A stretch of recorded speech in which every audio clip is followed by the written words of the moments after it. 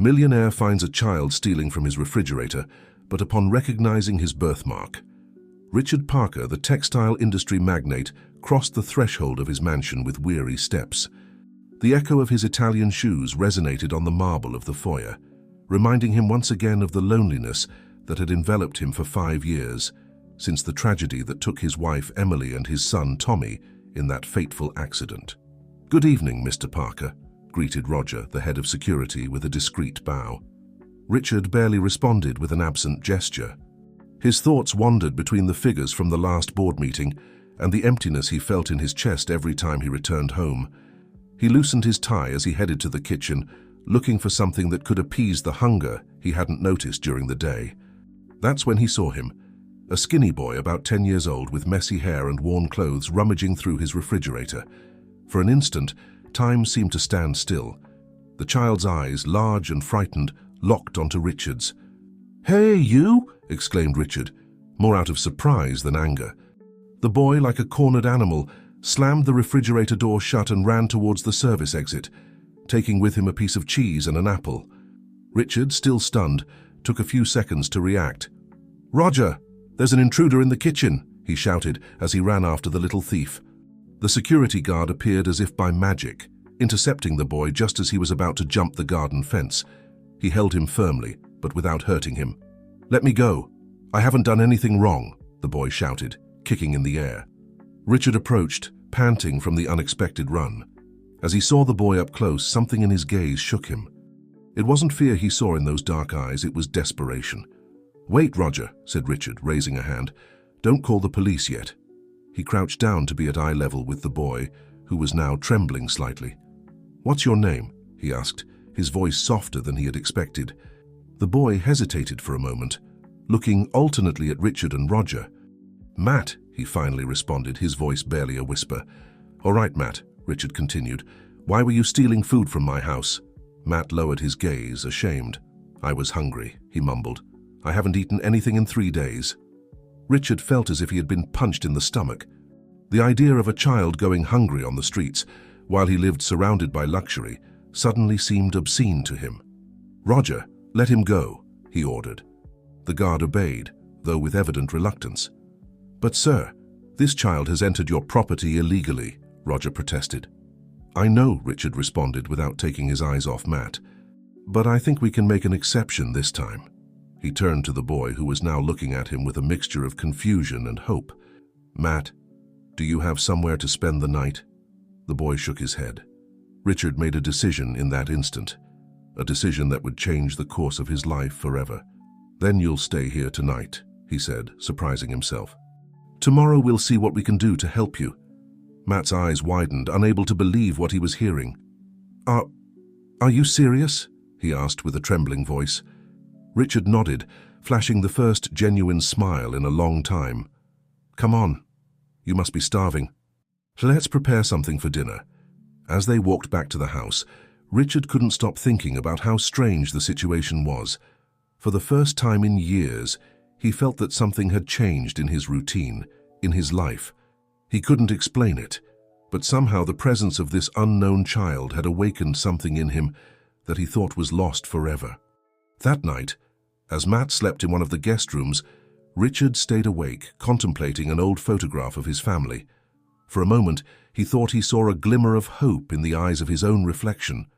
The next morning, Richard woke up with a strange sensation, as if he had had a vivid dream but couldn't remember it. It took him a few seconds to recall the events of the previous night. Had he really taken in a street child into his home?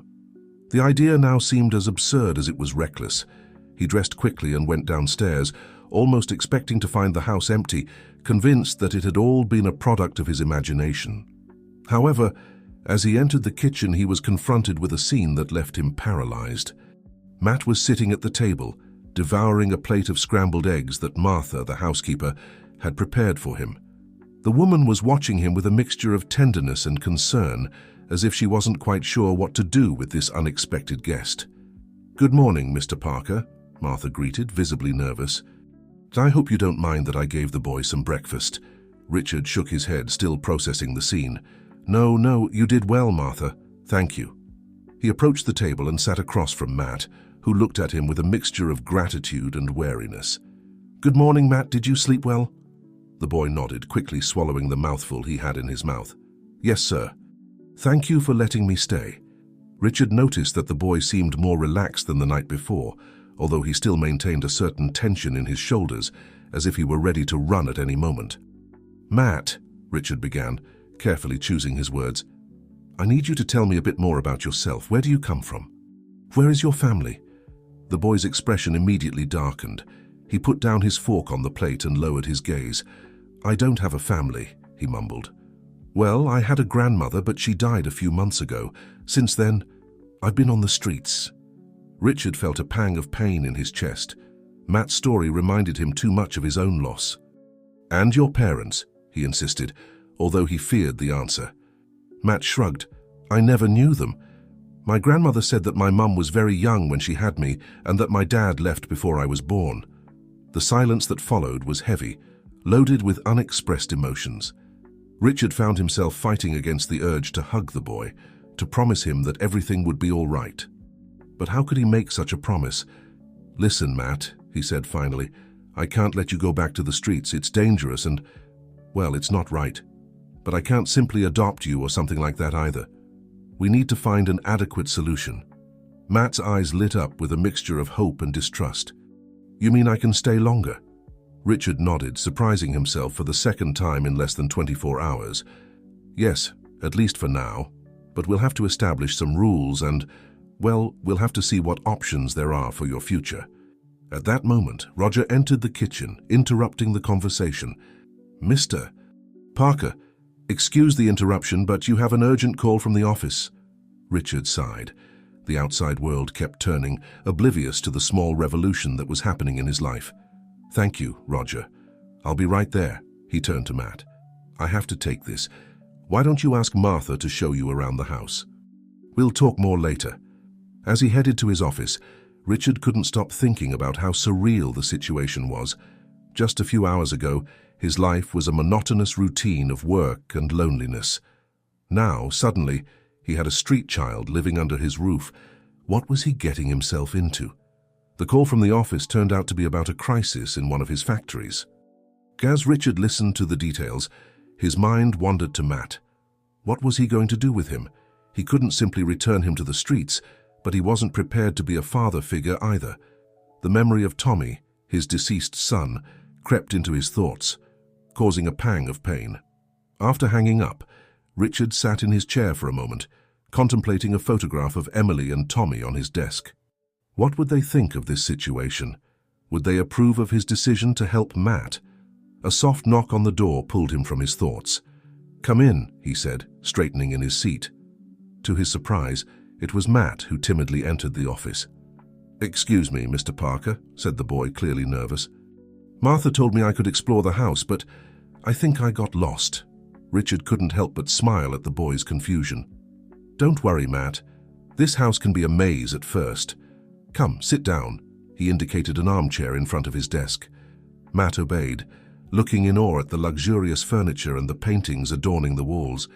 "Your house is very beautiful," the boy commented. "I've never seen anything like it."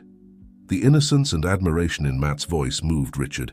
For a moment he saw himself through the boy's eyes, a rich and powerful man, living in a palace of loneliness. "Thank you, Matt. But you know what? Sometimes I think it's too big for just one person." The boy looked at him curiously. "Don't you have a family, Mr. Parker?" The question, so direct and sincere, hit Richard like a hammer. He felt a lump forming in his throat. "I had," he finally responded, his voice breaking. "But I lost them a long time ago." Matt was silent for a moment, as if processing the information. "I'm sorry," he said finally. "I've lost my family too. It's very sad, isn't it?" Richard nodded, unable to speak. For the first time in years, he felt that someone truly understood his pain.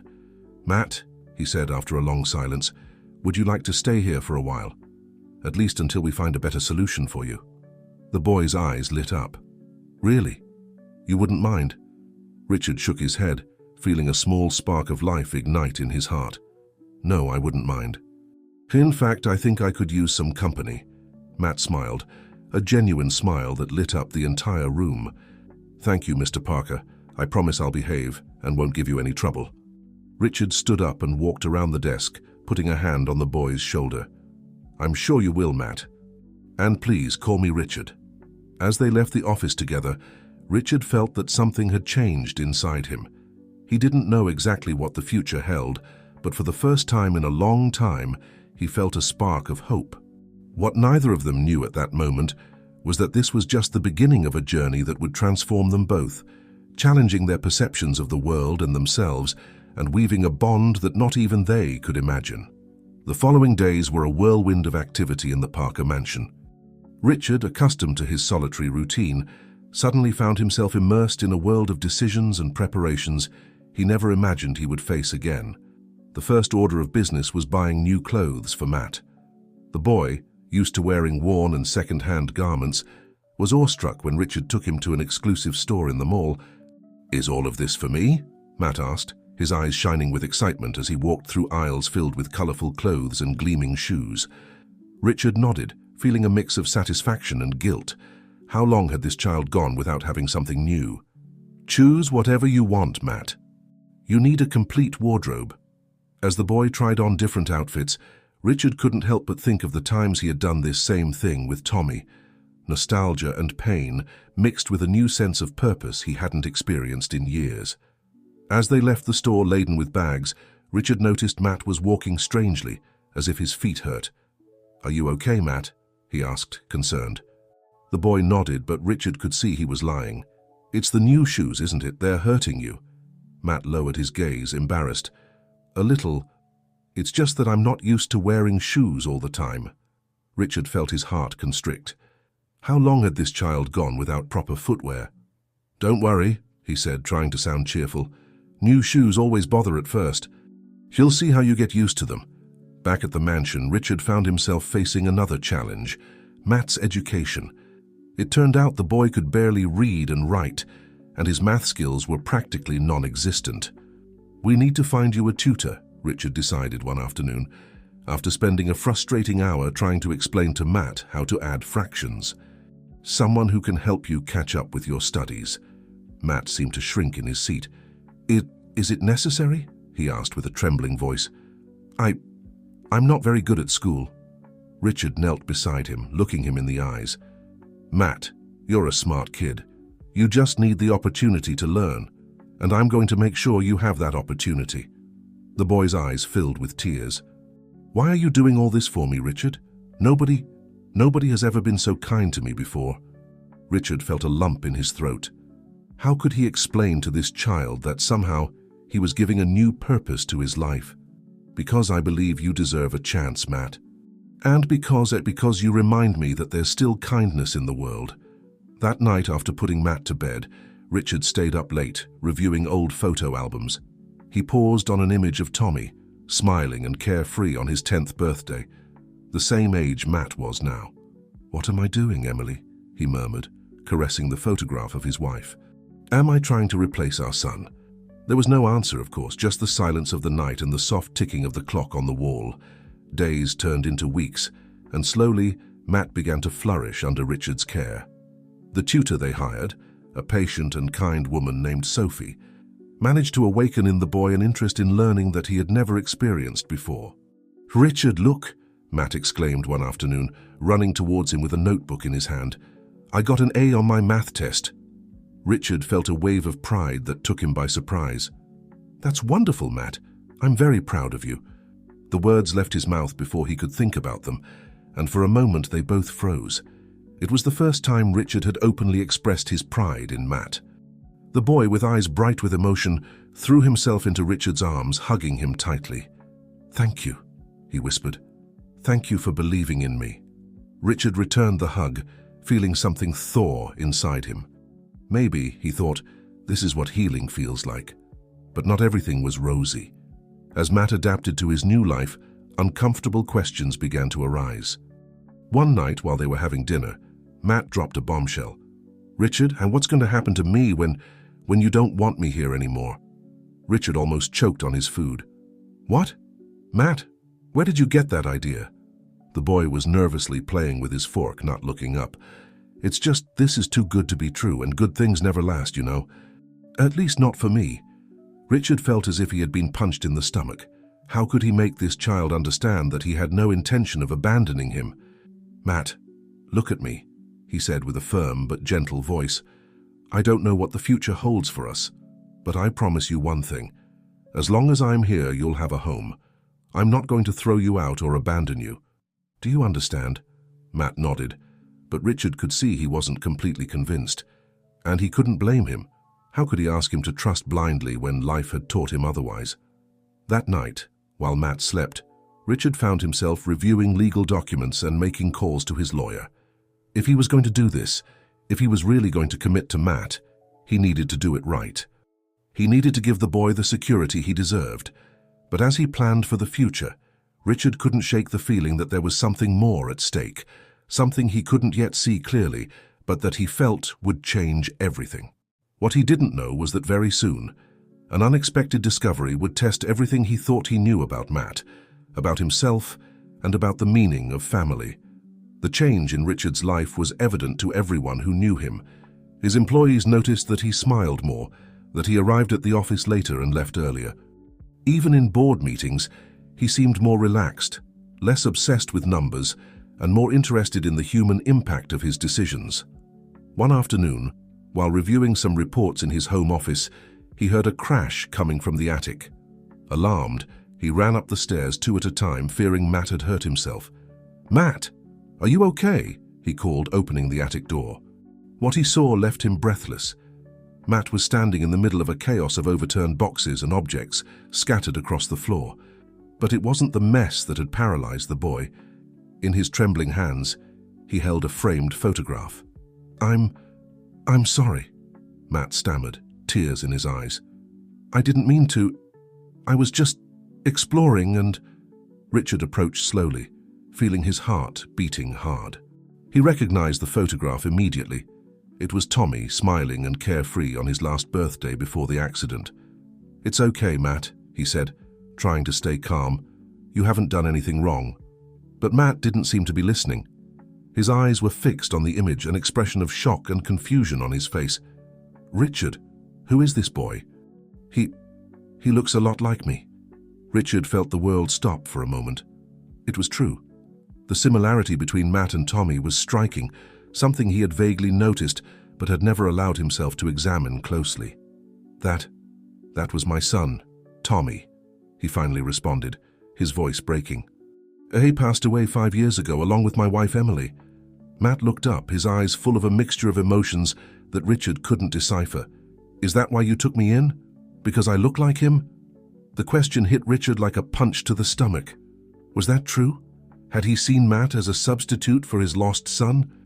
"No, Matt, it's not like that," he responded. But even to his own ears, his voice sounded unsure. "I took you in because you needed help, because you're a good kid who deserved a chance." But the damage was already done. Matt carefully put down the photograph and took a few steps back. I think I need to be alone for a while," he mumbled, before running out of the attic. Richard stood there, surrounded by the memories of his past life, feeling that everything he had built over the last few months was crumbling around him. That night, dinner was a tense and silent affair. Matt barely touched his food, and Richard didn't know how to break the barrier that had suddenly risen between them. "Matt," he said finally, "I know that what you discovered today must be confusing and painful, but I want you to know that—" "It's okay, Richard," Matt interrupted him, with a maturity that surprised him. "I understand that you must miss your son very much, and if you want me to leave, I'll understand." Richard felt his heart breaking. "No, Matt, I don't want you to leave. Look, it's true that at first, maybe unconsciously, I saw in you a reminder of Tommy. But these months we've spent together, you've shown me that you're your own person, unique and valuable. You're not a replacement for anyone." Matt looked at him with teary eyes. "Do you really mean that?" "Completely," Richard responded, reaching across the table to take Matt's hand. "You're part of my life now, Matt, and if you want, I'd like it to stay that way." The boy nodded slowly, a small smile forming on his lips. "I want to stay too, Richard." That night, after putting Matt to bed, Richard stayed up late, reflecting on the day's events. He knew they had a long road ahead, that this conversation was just the beginning. But for the first time in a long time, he felt he was doing the right thing. What Richard didn't know was that fate had more surprises in store for him and Matt, surprises that would test their nascent bond and reveal secrets that neither of them was prepared to face. Meanwhile, in another part of the city, a woman was looking at an old photograph with tears in her eyes. A photograph of a baby who looked a lot like Matt. The woman sighed, tucking the photo into her purse. Tomorrow, she promised herself, tomorrow she would finally have the courage to seek out Richard Parker and reveal the truth she had kept for so many years. The sun was barely peeking over the horizon when Richard woke up, startled by a troubling dream he couldn't remember. He got up and headed to the kitchen, surprised to find Matt already awake, sitting at the table with a notebook in front of him. "Good morning, Matt," he greeted, trying to sound cheerful. "What are you doing up so early?" The boy looked up, and Richard could see he had dark circles under his eyes as if he hadn't slept well. "I was drawing," Matt responded, pushing the notebook towards Richard. Richard took the notebook and felt his breath catch.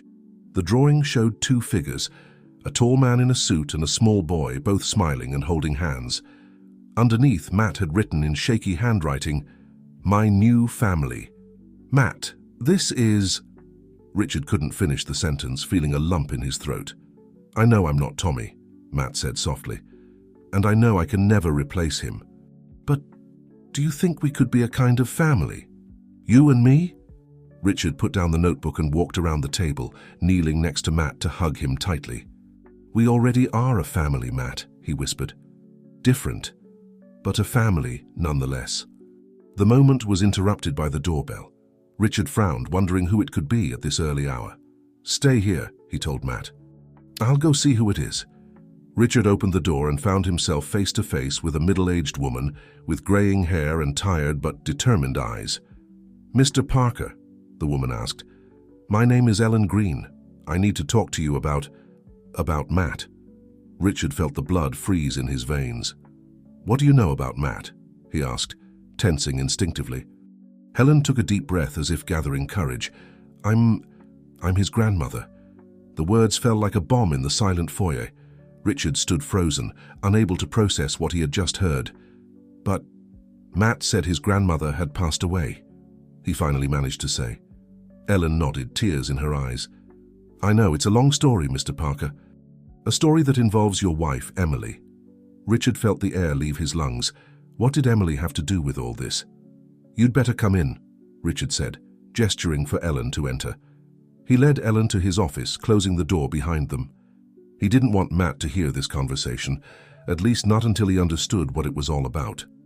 "Please sit down," Richard indicated, trying to maintain his composure. "And now explain to me what's going on." Ellen sat down, nervously twisting a handkerchief between her hands. "Mr. Parker, what I'm about to tell you will change many things. But first, I want you to know that my daughter Laura never intended to hurt anyone." Richard frowned, confused. "Your daughter? What does your daughter have to do with all this?" Ellen took a deep breath before continuing. "Laura was a nurse at the hospital where your wife, Emily, gave birth to your son, Tommy." Richard felt his heart skip a beat. What did Tommy's birth have to do with Matt? "The day Emily gave birth," Ellen continued, her voice trembling, "there was a mix-up in the newborn nursery. Laura was on duty that night." Richard stood up abruptly, feeling short of breath. "What are you implying?" he asked, with a mixture of disbelief and fear. Ellen looked him directly in the eyes, tears running down her cheeks. "There was an accidental baby switch, Mr. Parker.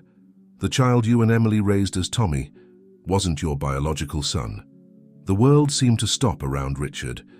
Ellen's words echoed in his head, but he couldn't make sense of them. It was impossible. It had to be a mistake. "No," he said, shaking his head. "No, that can't be true. Tommy was my son. He looked like me, like Emily." "Babies can look like many people, Mr. Parker," Ellen said softly. "But DNA tests don't lie." Richard collapsed heavily into his chair. "DNA tests? What tests?" Ellen pulled an envelope from her purse and placed it on the desk. "Laura discovered the error years later. She secretly ran tests, tormented by guilt. But by then, the boys were already several years old. She didn't know what to do." Richard took the envelope with trembling hands but didn't open it. He wasn't sure he wanted to see its contents. "Are you saying that Matt—" He couldn't finish the sentence. Ellen nodded slowly. "Matt is your biological son, Mr. Parker, the son you and Emily had 12 years ago." The silence that followed was deafening. Richard felt the world spinning around him, that nothing made sense. All these months he had been caring for his own son without knowing it. The child he had lost in the accident, the child he had mourned for years, wasn't really his. And now? Why now? He finally managed to ask. "Why are you telling me this now?" Ellen lowered her gaze, ashamed. "Laura passed away a few months ago. Cancer. On her deathbed, she confessed everything to me and asked me to do the right thing. It took me time to gather the courage to come here." Richard got up and walked to the window, trying to process all this information. His mind was a whirlwind of emotions. Confusion, pain, anger, but also, surprisingly, a spark of joy. Matt, the boy who had come into his life so unexpectedly, was actually his son. "Matt doesn't know anything about this, does he?" he asked, turning to Ellen. She shook her head. "No, we never told him. We thought it was better that way." Richard nodded slowly. Now he understood the resemblance, the instant connection he had felt with Matt from the beginning. It wasn't just compassion or the memory of Tommy. It was the bond between a father and his son. "What are we going to do now?" he asked, more to himself than to Ellen. "That depends on you, Mr. Parker," she responded softly. "I know I have no right to ask you for anything, but Matt is a good boy. He's suffered a lot. I just want what's best for him." Richard ran a hand over his face, feeling the weight of responsibility on his shoulders. "I need time," he said finally. "I need to think about how to handle this, how to tell Matt." Ellen stood up, nodding understandingly. "I understand. Here's my phone number," she said, leaving a card on the desk. "Please call me when you've made a decision, and I'm so sorry, Mr. Parker, for everything." When Ellen left, Richard remained alone in his office, staring at the closed envelope on his desk. Inside were the proofs confirming that Matt was his biological son, that the boy he had been caring for these months, whom he had come to love as his own, really was his. With trembling hands, he opened the envelope and began to read the results. Each word confirmed what Ellen had said, and with each line, Richard felt his world transforming. Outside in the kitchen, Matt waited patiently, unaware of the storm that was brewing, of the truth that would change his life forever. Richard knew he had to make a decision. How would he tell Matt the truth? How would he handle this situation without hurting the boy who had already suffered so much? And more importantly, how would he deal with his own conflicting feelings, with the pain of having lost the child he thought was his son, and the joy of having found the one who really was? As the sun rose in the sky, bathing the mansion in its golden light, Richard prepared to face the greatest challenge of his life. A challenge that would test his love, his strength, and his ability to forgive and move forward. Richard remained in his office for hours, lost in thought, trying to process the avalanche of emotions that overwhelmed him. The envelope with the DNA test results lay open on his desk, irrefutable proof of the truth he had just discovered. Outside, he could hear the muffled sounds of Matt moving around the house, oblivious to the whirlwind that was unfolding around him. How was he going to explain all this to a child who had already suffered so much? How could he change his world once again? A soft knock on the door pulled him from his thoughts. "Richard?" Matt's voice sounded worried. "Are you okay? You've been in there all day." Richard took a deep breath, trying to compose himself. "I'm fine, Matt," he replied, surprised at how steady his voice sounded. "Come in, please. We need to talk." The door opened slowly, and Matt entered, looking at Richard with a mixture of curiosity and concern. "Is something wrong?" the boy asked, sitting in front of the desk. Richard looked at Matt, really looked at him, as if for the first time. Now he could see Emily's features in his face, the shape of his eyes, the curve of his smile. How had he not noticed before? "Matt," he began, carefully choosing his words, "do you remember when you told me you didn't know your parents?" The boy nodded slowly, frowning. "Yes, my grandmother told me that my mom was very young when she had me, and that my dad left before I was born." Richard felt a lump forming in his throat. "What if I told you that's not completely true? That there's more to your story than you knew?" Matt visibly tensed, his eyes filling with confusion and a hint of fear. "What do you mean?"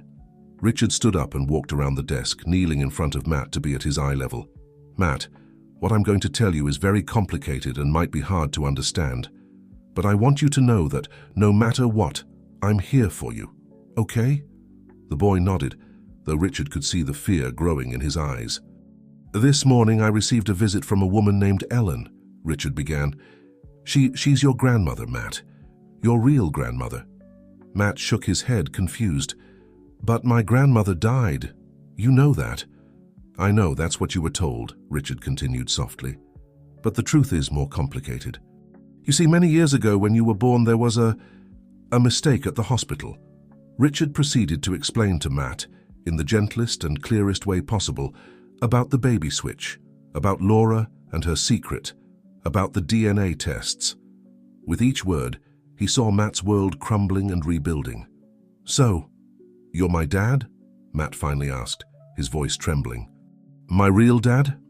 Richard nodded, feeling tears stinging his eyes. "Yes, Matt. According to these tests, I'm your biological father." The silence that followed was deafening. Matt stared into space, trying to process all this information. Richard wanted to hug him, to comfort him, but he wasn't sure how the boy would react. "But what about Tommy?" Matt finally asked. "The boy in the photo?" "Tommy was another couple's child," Richard explained gently. "We raised him as our son. We loved him as such. But biologically, he wasn't ours." Matt suddenly stood up, moving away from Richard. "Why are you telling me this now?" he asked, with a mixture of confusion and anger in his voice. "Why are you changing everything again?" Richard felt his heart breaking at seeing the pain in Matt's eyes. "Because you deserve to know the truth, Matt. Because you're my son, and I want you to know that. Because I want to give you the place you should have always had in this family." Matt shook his head, tears running down his cheeks. "I don't understand. I need to think." Before Richard could stop him, Matt ran out of the office. Richard stood up to follow him, but stopped at the door. Maybe the boy needed a moment alone to process all of this. Richard returned to his desk and collapsed into his chair, feeling exhausted and emotionally drained. He knew this was just the beginning. They would have to deal with the legal implications with Ellen, with the past and the future. But for now, all that mattered was Matt, his son. The boy who had come into his life in the most unexpected way and who now turned out to be the deepest connection to Emily he could have imagined. Richard looked at the photograph of Emily he had on his desk. "What should I do now, my love?" he whispered. "How can I help our son get through this?" There was no answer, of course. But as he looked at Emily's smile in the photo, Richard felt a renewed determination. No matter how difficult it was, he would do everything possible to make Matt feel loved, safe, and part of this family. Because that's what they were now. A family.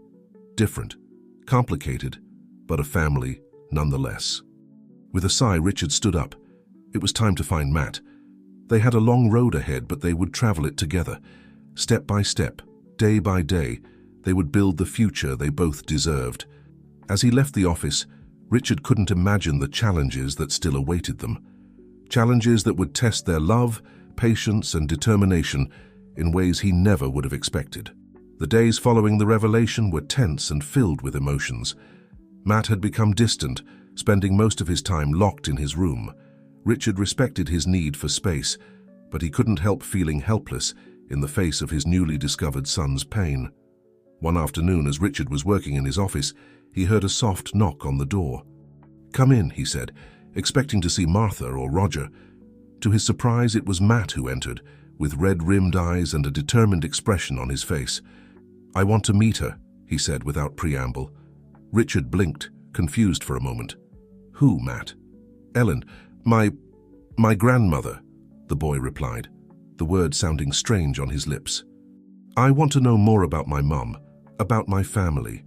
Richard felt an irrational pang of jealousy which he immediately suppressed. Of course, Matt would want to know more about his origins. "All right," Richard said, trying to maintain a neutral tone. "I can call her and arrange a meeting if that's what you want." Matt nodded but didn't move from his spot. Can I ask you something?" he finally said, his voice barely a whisper. "Of course, Matt, anything." The boy took a deep breath before speaking. "If you hadn't discovered that I'm your son, Would you have adopted me anyway? The question hit Richard like a punch to the stomach. He stood up from his chair and knelt in front of Matt, looking him directly in the eyes. "Matt, listen to me carefully," he said with a firm but gentle voice. "From the moment you came into my life, I knew you were special. My son or not, I already considered you part of my family. Adoption was something I was already thinking about long before I knew the truth." Matt's eyes filled with tears. "Really?" Richard nodded, feeling his own eyes moistening. "Really?" "Matt, I know all of this is confusing and scary, but I want you to know that regardless of how you came into my life, I'm grateful that you did. You're my son, in all the ways that matter." Matt threw himself into Richard's arms, sobbing softly. Richard hugged him tightly, feeling something unravel in his chest. "I love you, Dad," Matt mumbled through tears. Richard felt his heart skip a beat. It was the first time Matt had called him Dad. "I love you too, son," he responded, his voice broken with emotion. "More than you can imagine." That moment marked a turning point in their relationship. Although there were still many questions to answer and challenges to face, Richard felt they were finally moving in the right direction. The following days were a whirlwind of activity. Richard got in touch with Ellen and arranged a meeting in a nearby park, a neutral ground where Matt could feel comfortable. The day of the meeting came sooner than they expected. Richard and Matt walked together to the park, the boy nervously clutching his father's hand. Ellen was waiting for them on a bench, anxiously twisting a handkerchief between her hands. When she saw them approaching, she stood up, her eyes fixed on Matt. "Hello, Matt," she said softly with tears in her eyes. I'm your grandmother, Ellen." Matt looked at Richard, who nodded encouragingly. "Hello," he responded shyly. Ellen took a photograph from her purse and handed it to Matt with trembling hands. "This is your mother, Laura," she said. "You were her spitting image when you were a baby." Matt took the photograph, studying it intently. Richard watched as the boy's eyes scanned every detail of his biological mother's face, looking for connections, similarities. "What was she like?" Matt finally asked. Ellen smiled through her tears. "She was brave and kind. She had a contagious laugh and loved books. And she loved you, Matt. She loved you more than anything in the world." As Ellen shared stories about Laura, Richard observed the interaction in silence.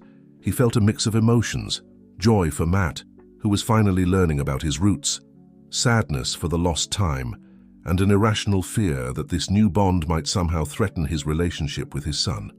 But when Matt turned to him with eyes bright with emotion and said, "Dad, did you hear that? My mum was a nurse like yours," Richard felt his fears dissipate. The meeting lasted several hours, filled with laughter, tears, and many questions. When they finally said goodbye with the promise to see each other again soon, Richard was surprised to feel a wave of gratitude towards Ellen. Despite the circumstances, she had cared for Matt for years, and now she was willing to share him. That night, as Richard tucked Matt into bed, the boy looked at him with a serious expression. "Dad, do you think Mom Emily would have loved me?" he asked. Richard felt a lump form in his throat. "Oh, Matt," he said, gently stroking the boy's hair. "Emily would have adored you. You were the baby we wanted so much. And even though we couldn't raise you, I know that from wherever she is, she's watching us and smiling." Matt smiled, satisfied with the answer. "Good night, Dad," he said, closing his eyes. "Good night, son," Richard responded, kissing his forehead. As he left the room, Richard paused at the door, watching his son sleep. Life had given them an unexpected turn, but somehow he felt that everything was falling into place. However, what Richard didn't know was that fate still had a few surprises in store for them. Surprises that would test their newly formed family in ways neither of them could have anticipated. In the darkness of his office, Richard's phone vibrated with a message from an unknown number. "Mr. Parker, we have information about the accident that killed your wife and son. Not everything is as it seems. We'll be in touch soon." Richard stared at the screen, feeling a chill run down his spine. Just when he thought things were settling down, the past threatened to resurface and shake the foundations of his new life. Richard couldn't sleep that night. The mysterious message kept spinning in his head, awakening questions he thought he had buried long ago. What could possibly not be as it seemed in the accident? And who was behind this message? The next morning, With dark circles under his eyes and a strong cup of coffee in hand, Richard debated between sharing this information with Matt or protecting him from further complications. Finally, he decided that honesty was the best policy. He didn't want any more secrets between them. "Matt," he said during breakfast, "there's something I need to tell you." The boy looked up from his bowl of cereal, intrigued by his father's serious tone. "What is it, Dad?" Richard took a deep breath before continuing. "Last night I received a strange message. Someone claims to have information about the accident in which Emily and Tommy died." Matt dropped his spoon, splashing milk on the table. "What? What kind of information?" "I don't know for certain," Richard admitted. "The message was very vague. But I wanted you to know. I don't want to hide anything from you." Matt nodded slowly, processing the information. "What are we going to do?" Richard was surprised by the use of "we." Despite everything, Matt considered himself part of this, part of the family. "For now, we wait," he responded. "But I've hired a private investigator to look into the origin of the message. I want to know who we're dealing with before we take any steps." The following days were tense. Richard found himself constantly checking his phone, waiting for another message, while trying to maintain normalcy at home and at work. Matt, for his part, had become quieter, as if he were constantly lost in thought. A week after the initial message, the private investigator, a man named Jack Wilson, showed up at the Parker mansion with a preliminary report. "Mr. Parker," Jack said, sitting in Richard's office, "we've managed to trace the origin of the message. It was sent from a burner phone, but we've identified the buyer. It's a former employee of your company, Robert Miller." Richard frowned, trying to remember. "Robert Miller? The name sounds familiar, but I can't place him." Jack nodded, pulling a photograph from his briefcase. "He worked in the accounting department about 6 years ago. He was fired for irregularities in the accounts." Richard took the photograph, studying the man's face. Suddenly, a memory hit him. "Wait, I remember now. Miller. He claimed to have discovered some suspicious transactions in the company. But when we asked for proof, he couldn't provide anything concrete. We ended up firing him for spreading unfounded rumors." Jack leaned forward, his expression serious. "Mr. Parker, there's something else you should know. We've been investigating Miller's past and, well, it seems he had connections with some rather radical activist groups. Groups that oppose the corporate practices of companies like yours." Richard felt the blood freeze in his veins. "Are you suggesting that—" "I'm not suggesting anything, Mr. Parker," Jack quickly interrupted. "I'm just presenting the facts. But given the circumstances, I think we should consider the possibility that the accident involving your wife and son might not have been an accident." The world seemed to stop around Richard. The idea that Emily and Tommy's death could have been more than a terrible tragedy was too much to process. I need a moment," he mumbled, getting up and walking to the window. As he looked out at the garden, where Matt was playing with his soccer ball, Richard felt the weight of the world falling on his shoulders. How could he protect his newly discovered son if he couldn't even trust what he thought he knew about his past? A knock on the door pulled him from his thoughts. It was Matt. "Dad, is everything okay?" the boy asked, looking curiously at Jack. Richard looked at his son, then at Jack, and made a decision. "Matt, come here," he said, extending his hand. "There's something we need to discuss as a family." As Matt approached, Richard prepared for a conversation that would change their lives forever. He didn't know what the future held for them, but he was determined to face it together with his son. What neither of them knew was that, at that very moment, Robert Miller was watching them from a car parked in front of the mansion, with a determined expression on his face. The past was about to collide with the present, and the consequences would be unpredictable. The following days were a whirlwind of emotions and discoveries. Richard, with Jack's help, immersed himself in an exhaustive investigation of the accident that had changed his life 5 years ago. Each new piece of information seemed to open more questions than answers. Matt, for his part, oscillated between curiosity and fear. The idea that the tragedy that had marked his biological father's life might have been more than an accident filled him with a mix of emotions he could barely comprehend. One afternoon, while Richard was reviewing some documents in his office, Matt timidly entered. "Dad, can I ask you something?" Richard looked up, noticing the seriousness on his son's face. Of course, Matt. What is it? The boy hesitated for a moment before speaking. If you discover that what happened to Mom, Emily, and Tommy wasn't an accident, what are you going to do? The question hit Richard hard. It was something he had been thinking about, but hearing it from his son's lips made it even more real. I don't know for sure, Matt, he answered honestly. But I promise you one thing. Any decision I make, I'll make thinking of us, of our family. Matt nodded, but Richard could see that something else was worrying him. What else is on your mind, son?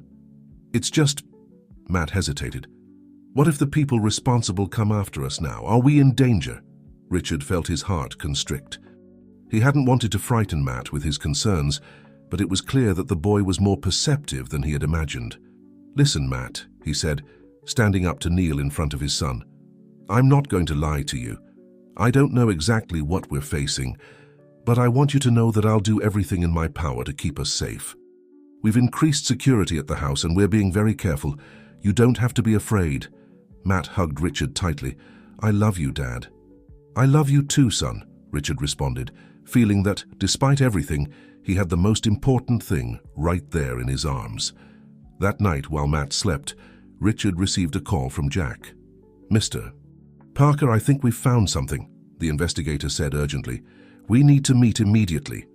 Half an hour later, Richard found himself in a discreet cafe in the city center. Jack arrived shortly after, with a thick folder under his arm. What have you discovered, Jack? Richard asked, barely containing his anxiety. Jack opened the folder and pulled out several photographs and documents. We've been investigating Robert Miller's activities in the months leading up to the accident, he began, and we found something disturbing. Richard leaned over the table, examining the images. They were surveillance photographs showing Miller meeting with several suspicious-looking men. Who are these people? Richard asked. They're members of a radical activist group called Corporate Justice, Jack explained. They specialize in sabotage and attacks against large companies they consider corrupt or harmful to the environment. Richard felt the blood freeze in his veins. Are you saying this group could have been behind Emily and Tommy's accident? Jack nodded gravely. It's a possibility we can't rule out. But there's more, Mr. Parker. The investigator pulled out another document, a financial report. We've discovered suspicious transfers of large sums of money to an offshore account linked to Miller right after the accident. Richard felt short of breath. Are you implying that someone paid Miller to kill my family? It's a theory, Jack said cautiously. But we need more evidence before we can confirm anything. Richard ran a hand over his face, feeling the world spinning around him. What should we do now? I think it's time to confront Miller directly, Jack suggested. We have enough information to pressure him. Maybe we can make him confess. Richard nodded slowly, feeling a mix of fear and determination. Let's do it. But I want to be present when you question him. Jack seemed to hesitate. Mr. Parker, I don't think that's wise. It's not a request, Jack, Richard interrupted firmly. I need to look him in the eye. I need to know the truth. Reluctantly, Jack agreed. They arranged to meet the next day to plan the encounter with Miller. When Richard returned home, he found Matt awake, waiting for him in the living room. Dad, where were you? The boy asked, concern in his voice. Richard sat down next to his son, debating between protecting him from the truth or being honest. Matt, he began, carefully choosing his words, I was meeting with Mr. Wilson. We've discovered some things about Emily and Tommy's accident. Matt's eyes widened. What things? Was it really an accident? Richard took a deep breath. We're not sure yet, but there's evidence suggesting that it might not have been an accident. Matt was silent for a moment, processing the information. Are you going to look for those responsible? He finally asked. Richard nodded. Yes, we're going to try, but Matt, I want you to know that no matter what happens, your safety is my #1 priority. Matt hugged his father tightly. Be careful, Dad. I don't want to lose you too. Richard felt a lump form in his throat. You're not going to lose me, I promise. We're in this together, remember? That night, while Matt slept, Richard stayed awake, going over everything they had discovered. The idea that someone had deliberately orchestrated Emily and Tommy's death filled him with a rage he could barely contain. But at the same time, Matt's concern echoed in his mind. Was it worth risking his new family to seek revenge? Or should he leave the past behind and focus on the future with his son? As dawn approached, Richard made a decision. He would seek the truth, but not for revenge, but for justice. For Emily, for Tommy, and above all, for Matt. Because his son deserved to know the truth about his family, about his history.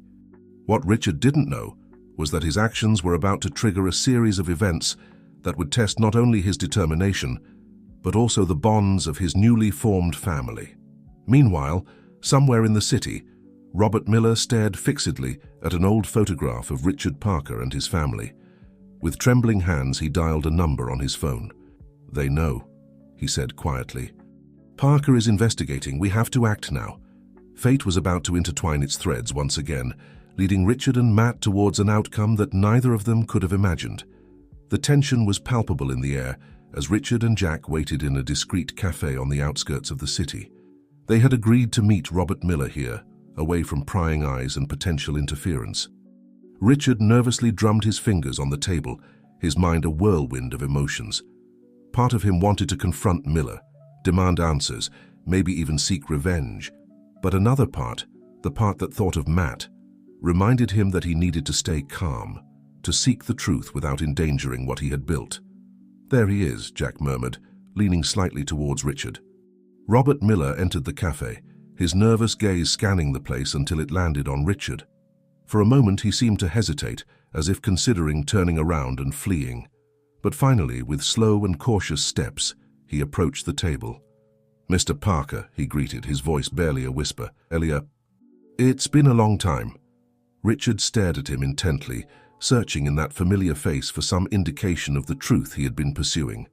"Sit down, Robert," he said, his voice cold and controlled.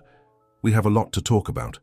Miller sat down, his hands trembling slightly as he placed them on the table. "I suppose you've discovered things," he began, looking alternately at Richard and Jack.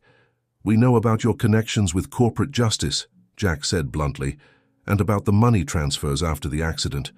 Miller visibly paled. "It's not what you think," he said quickly. I had nothing to do with the accident, I swear." Richard leaned forward, his eyes fixed on Miller. "Then explain it to us, Robert, because from where I'm sitting it looks like you orchestrated the death of my wife and son." Miller shook his head vigorously. No, it wasn't like that. I discovered something big in the company. Embezzlement, illegal contracts, things that involved the board of directors. I tried to tell you, Mr. Parker, but no one would listen to me." Richard frowned, vaguely remembering the accusations Miller had made before being fired. "What does that have to do with the accident?" Miller took a deep breath before continuing. "I contacted corporate justice. I thought they could help me expose the truth, but things got out of control. They wanted to do more than just reveal information. They wanted to send a message." Richard felt the blood freeze in his veins. "Are you saying they—" Miller nodded, tears in his eyes. "They planned the accident, but I swear I didn't know. When I found out, it was already too late. The money was to keep me quiet." Richard stood up abruptly, his chair falling to the floor with a crash. "You kept quiet? You knew the truth all this time and said nothing?" Jack quickly intervened, placing a hand on Richard's shoulder. "Mr. Parker, please, calm down." Miller shrank in his seat, fear evident on his face. "I'm sorry," he mumbled. "I'm so sorry. I've lived with this guilt for years. That's why I sent you the message. I needed you to know the truth." Richard collapsed back into his chair, feeling all the energy leave him. "Who?" he finally asked. "Who on the board was involved?" Miller pulled an envelope from his jacket and slid it across the table. "Here's everything. Names, dates, transactions. Everything you need to expose the truth." Richard looked at the envelope, feeling the weight of its contents. "Why now?" he asked. "Why did you decide to reveal all this now?" Miller lowered his gaze. "Because I'm dying, Mr. Parker. Cancer. I don't have much time left and I needed to do the right thing at least once in my life." The silence that followed was deafening. Richard stared at the envelope, feeling that he had in his hands not only the truth about Emily and Tommy's death, but also the power to dismantle the company he had built over years. "What are you going to do now, Mr. Parker?" Jack asked softly. Richard thought of Matt, of the new life they were building together. He thought of Emily and Tommy, of the justice they deserved. And he thought of all the employees of his company, innocent people who could be affected if everything came to light. With trembling hands, he took the envelope. "I'm going to do the right thing," he said finally. "For my family, for Emily and Tommy's memory, and for all the people who trust me." As they left the cafe, Richard stopped and looked at Miller one last time. "Thank you for the truth, Robert. I hope you find peace." Miller nodded, tears running down his cheeks. "I'm sorry, Mr. Parker, for everything." That night back home, Richard hugged Matt tightly. "Is everything okay, Dad?" the boy asked, feeling the emotion in his father's embrace. Richard smiled, feeling a mixture of sadness and hope. "It will be, Matt. I promise you." While Matt slept, Richard sat in his office, Miller's envelope open in front of him. He made a decision. He would expose the truth, clean up his company, honor Emily and Tommy's memory, but he would do it in a way that wouldn't destroy innocent lives. With determination, he began to write a plan for justice, for redemption, and for a new beginning. What Richard didn't know was that this was just the beginning of a new chapter in his life, a chapter full of challenges, but also of hope and new opportunities. The following months were a whirlwind of activity for Richard and Matt. With the information provided by Miller, Richard initiated a silent but thorough cleanup of his company. Working closely with a team of trusted lawyers and auditors, he began to unravel the web of corruption that had been woven at the highest levels of the company. The process was painful and exhausting. Richard had to confront old friends and colleagues, some of whom turned out to be deeply involved in illegal activities. Each new discovery was like a blow, reminding him how blind he had been to what was happening under his own nose. But in the midst of all the chaos and uncertainty, Richard found an anchor in Matt. The boy, with his innate curiosity and compassionate heart, became a constant source of support and motivation. One night, as they were having dinner together, Matt asked a question that took Richard by surprise. "Dad, do you think Mom Emily would be proud of what you're doing?" Richard was silent for a moment, feeling a lump in his throat. "I hope so, Matt," he finally responded. "Emily always valued honesty and integrity above all else. I think she would want us to do the right thing, no matter how difficult it might be." Matt nodded, thoughtful. "I think she would be proud," he said with conviction. "And Tommy too." Richard felt his eyes fill with tears. He reached out and gently squeezed Matt's hand. "Thank you, son. You don't know how much that means to me." As the investigation progressed, Richard made a crucial decision. Instead of publicly exposing the entire scandal, which could have destroyed the company and endangered the jobs of thousands of innocent people, he opted for a more discreet approach. Working quietly with the authorities, Richard systematically eliminated the corrupt elements from the company. Those directly implicated in illegal activities were turned over to justice, while others were simply removed from their positions. At the same time, Richard implemented a series of internal reforms designed to prevent future abuses.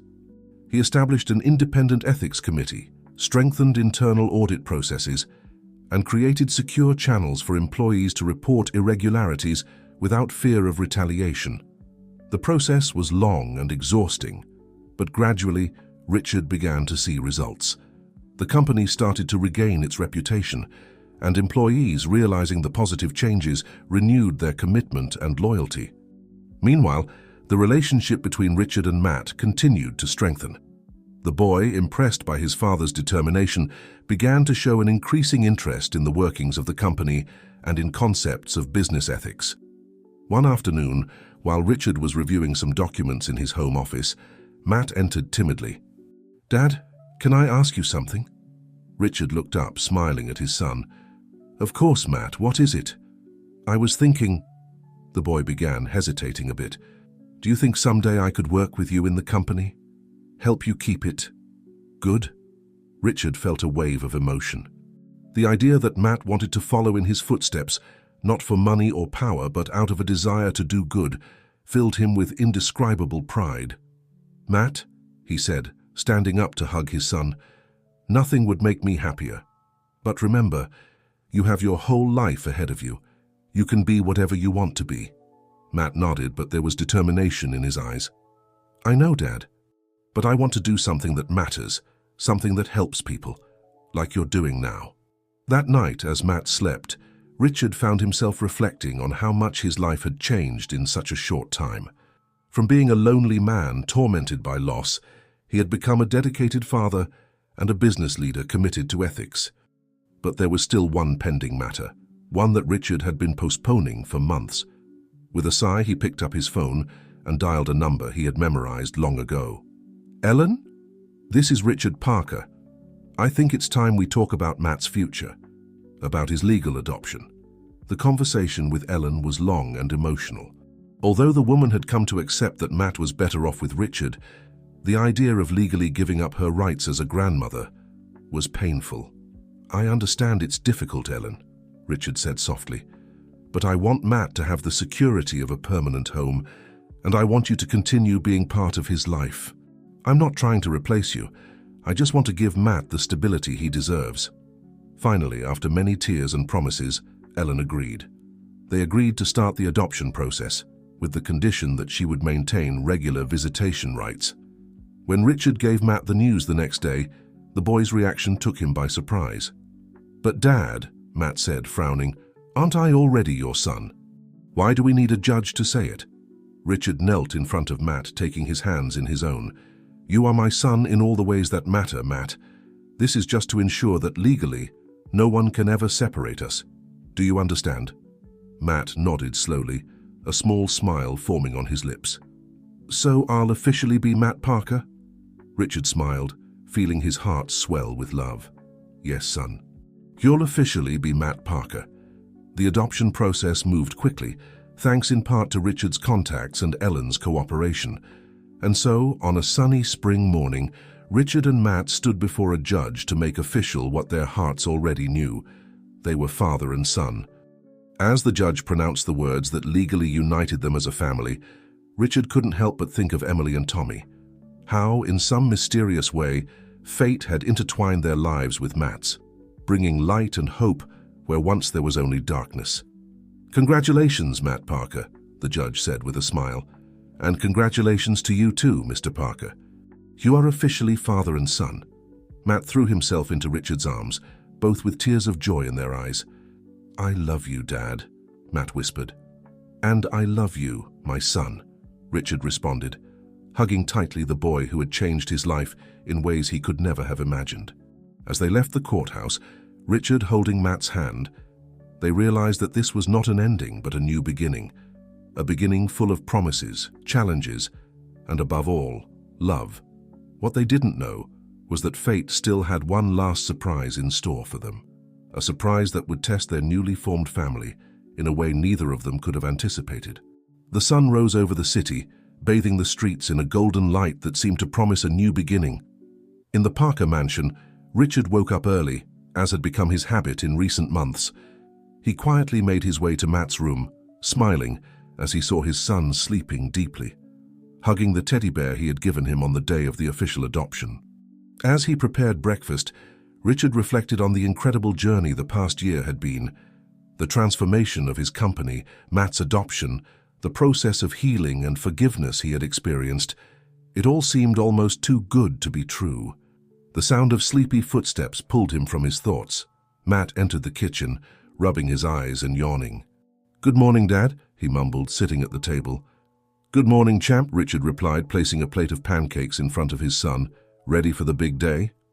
Matt nodded, his face lighting up with a smile. Today was the day Richard would officially present the Emily and Tommy Parker Foundation, a non-profit organization dedicated to helping children in street situations and promoting business ethics. "Do you think Mom, Emily and Tommy would have liked the idea?" Matt asked, his mouth full of pancakes. Richard felt a pang of emotion in his chest. "I'm sure they would have loved it, Matt. Especially the part where you helped plan it." And it was true. Matt had actively participated in creating the foundation, contributing ideas and perspectives that only a child who had experienced life on the streets could offer. As they were getting ready to leave, Richard's phone rang. It was Ellen. "Good morning, Richard," the woman said, her voice charged with emotion. "I just wanted to wish you good luck today. I'll be watching the presentation on television." "Thank you, Ellen," Richard responded sincerely. "It means a lot to us." The relationship between Richard and Ellen had improved significantly in recent months. Although it had initially been difficult for her to accept the adoption, she had gradually come to see Richard not as a rival, but as an ally in caring for and loving Matt. The Foundation's presentation was a resounding success. Richard, with Matt by his side, spoke passionately about the importance of corporate social responsibility and commitment to the community. "This foundation," Richard said, his voice resonating in the packed auditorium, "is born not only from the pain of a loss, but from the hope of a new beginning. It is born from the belief that every child deserves a chance, and that companies have the power and responsibility to make a positive difference in the world." When Richard finished his speech, the ovation was deafening. But for him, the most significant moment was when Matt approached the microphone. "My dad taught me that we can turn pain into something good," the boy said, his voice trembling slightly from nerves, but firm in his conviction. "I hope this foundation helps many children find a home and a family like I did." There wasn't a dry eye in the room after Matt's words. That night, back at home, Richard and Matt sat in the backyard looking at the stars. "I'm proud of you, Dad," Matt said suddenly, "for everything you've done." Richard felt a lump form in his throat. "And I'm proud of you, Matt, more than you can imagine." As the night sky shone above them, Richard reflected on the incredible journey his life had been. He had experienced the deepest loss, but he had also discovered a love and strength he didn't know he possessed. "You know, Matt," he said softly, "sometimes I think Emily and Tommy sent us to each other, so we could heal together." Matt snuggled closer to his father. "I think so too, Dad." At that moment, as if the universe wanted to confirm their words, a shooting star crossed the sky. "Look, Dad," Matt exclaimed, pointing. "Make a wish." Richard closed his eyes for a moment, but when he opened them, he simply smiled and hugged his son. "I don't need to wish for anything, Matt," he said softly. "I already have everything I could wish for right here." And so, under a starry sky, Richard and Matt Parker, father and son united by destiny and love, looked towards the future with hope and determination. They knew there would be challenges ahead, but they also knew that together they could face anything. Richard and Matt's story was not just one of loss and redemption, but one of love, hope, and the incredible capacity of the human heart to heal and grow. It was a testimony to how, even in the darkest moments, light can find its way, bringing with it a new dawn. As the night progressed and the stars shone brightly overhead, father and son sat in silence, grateful for the present and excited for the future that awaited them. A future they would face together as the family they were always meant to be.